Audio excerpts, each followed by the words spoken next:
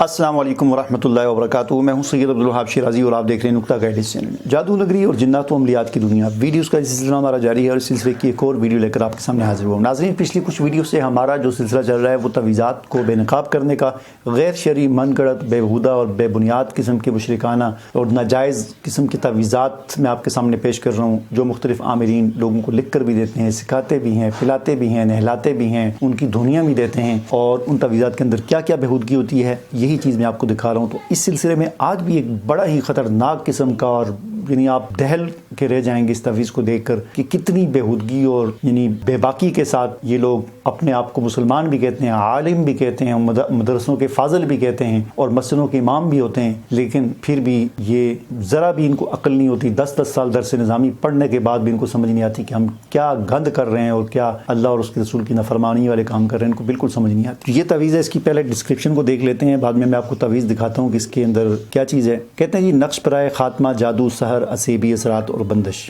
اگر کسی شخص پر جادو سحر کے اثرات ہوں، یا وہ اسیبی مریض ہو اور طرح طرح کی بندشوں کا شکار ہو، یا گھر میں جادو سحر کے چلیں جی کہتے ہیں، یا کسی کو کوئی حاسد یا مخالف قسم کے لوگوں نے بندش کروا دی ہو، یا کسی کے پاس جو ہے نا مختلف قسم کے کافی سارے اس کے فضائل لکھے ہوئے ہیں، اس کو چھوڑیں. آخری بات دیکھیں، کہتے ہیں جی اس نقش کو کالی سیاہی سے لکھ کر 1 ہفتے تک مسلسل اس نقش کے پانی سے غسل کیا جائے. ٹھیک ہے، اس کے اندر جو لکھا ہوا ہے اس کے ساتھ پانی میں ڈال کر غسل کیا جائے، اور 16 یوم تک اس کا فلیطہ بنا کر اس کی مغرب کے بعد جو ہے نا اس شخص کو دھونی دی جائے، یعنی اس کا دھواں بھی اس کے اندر داخل کیا جائے، نہلایا بھی جائے اور دھونی بھی دی جائے، اس کو دھواں بھی جو ہے نا. اب یہ نقش کیا ہے یہ دیکھیں جی، اسکرین پر آپ کو نظر آ رہا ہوگا. لکھا ہوا ہے جی، ابلیس، فرعون، نمرود، حامان، شداد. ابلیس شیطان ہو گیا.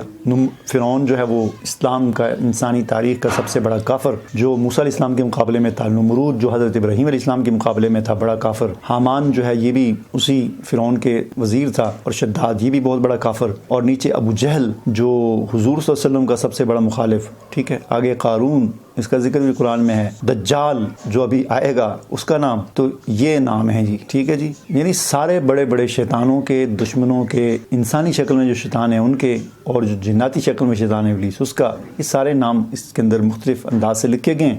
اس تعویذ کو آپ نے کیا کرنا ہے، اس کو آپ نے لکھ کر پانی میں ڈالنا ہے اور اس پانی سے آپ نے نہانا ہے. کتنی بےہودگی کی بات ہے.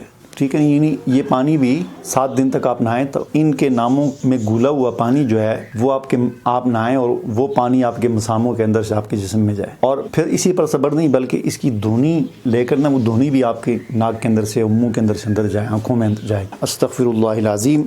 یہ ہوتی ہے شیطانیت. شیطان اس طرح کام کرواتا ہے. یعنی ایک طرف تو جو یعنی معتدل قسم کے وہ کہتے ہیں جی، علماء ہوتے ہیں، وہ کہتے ہیں آیت کو لکھیں، قرآن کی آیت کو، اللہ کے نام کو، کوئی مقدس کلمہ قرآن و حدیث سے، اس کو پانی میں گھول کے پلائیں. ٹھیک ہے، ایک تو یہ. اور یہ کہتے ہیں جی، ان ابو جہل کا اور ابلیس کا اور قارون کا اور شداد کا اور نمرود کا، ان کے ناموں کو پانی میں گھول کر جو ہے نا وہ اس سے غسل بھی کریں، اس کی دھونی بھی دیں، اور دھواں بھی آپ کے ناک کے اندر، آنکھوں کے اندر، منہ کے اندر جائے. تو یہ تمام چیزیں غیر شرعی، ناجائز، من گڑت، بےہودہ، بے بنیاد چیزیں ہوتی ہیں. ان سے اپنے آپ کو بچائیں.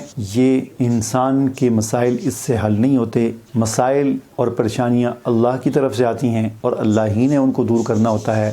غلط راستے پر آپ چلیں گے، ناجائز راستے پر آپ چلیں گے، پریشانی آپ کی بڑھے گی، مزید آپ کو نقصان ہوگا. وقتی ہو سکتا ہے آپ کو ریلیف مل جائے، لیکن آپ کا عقیدہ کیا ہوگا؟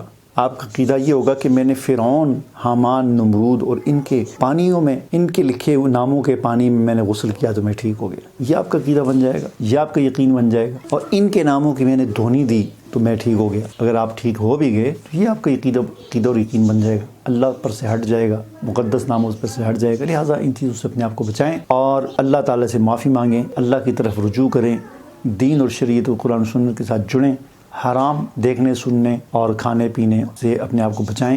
اللہ تعالیٰ کی طرف سے آزمائشیں آتی ہیں. اللہ تعالیٰ دیکھنا چاہتا ہے کہ انسان صبر کرتا ہے یا ابلیس، ہارون، فرعون، نمرود اور ان ناجائز راستوں کی طرف، ناجائز طریقوں کی طرف یہ چلتا ہے. یہ اللہ کی طرف سے آزمائش ہو. اجازت دیجیے.